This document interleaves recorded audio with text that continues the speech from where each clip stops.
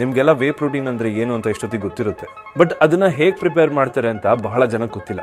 ಈ ಡೈರಿ ಫ್ಯಾಕ್ಟ್ರೀಸ್ಗಳಲ್ಲಿ ಹಾಲಿಂದ ಚೀಸ್ ಅಥವಾ ಪನೀರ್ ಪ್ರಿಪೇರ್ ಮಾಡೋ ಪ್ರೋಸೆಸ್ ಅಲ್ಲಿ ಒಂದು ಲಿಕ್ವಿಡ್ ಬೈ ಪ್ರಾಡಕ್ಟ್ ಬರುತ್ತೆ. ಈ ಲಿಕ್ವಿಡ್ ಏನಿದೆಯಲ್ಲ, when filtered and dried produces a powder. ಈ ಪೌಡರ್ನೇ ನಾವು ವೇ ಅಂತ ಕರೆಯೋದು. ವೇ ಪ್ರೋಟೀನ್ ಯೂಶಲಿ 3 ಫಾರ್ಮ್ಸ್ ಅಲ್ಲಿ ಬರುತ್ತೆ: ಕಾನ್ಸಂಟ್ರೇಟ್, ಐಸೋಲೇಟ್ ಮತ್ತೆ ಹೈಡ್ರಾಸಿಲೇಟ್. ಕಾನ್ಸಂಟ್ರೇಟ್ ಅಲ್ಲಿ 70 to 80% ಪ್ರೋಟೀನ್ ಇರುತ್ತೆ. ಅದ್ರ ಜೊತೆಗೆ ಲ್ಯಾಕ್ಟೋಸ್ ಮತ್ತೆ ಫ್ಯಾಟ್ ಕೂಡ ಇರುತ್ತೆ. ನಿಮ್ಗೇನಾದ್ರೂ ಲ್ಯಾಕ್ಟೋಸ್ ಇಂಟಾಲರೆನ್ಸ್ ಇದ್ರೆ, ಡೈರಿ ಪ್ರಾಡಕ್ಟ್ಸ್ಗೆ ಅಲರ್ಜಿ ಇದ್ರೆ, you can go for isolate as lactose and fat is removed. Hydrolysate ಅಂತ ಬಂದ್ರೆ pre digested and processed form, fastest absorption capability ಇದೆ. ಯಾವುದೇ ವೇ ಪ್ರಾಡಕ್ಟ್ಸ್ ಬೈ ಮಾಡೋಕ್ಕೂ ಮುನ್ನ ಒಂದು ಸರಿ ಇಂಗ್ರೀಡಿಯೆಂಟ್ ಲೇಬಲ್ನ ನೋಡಿ.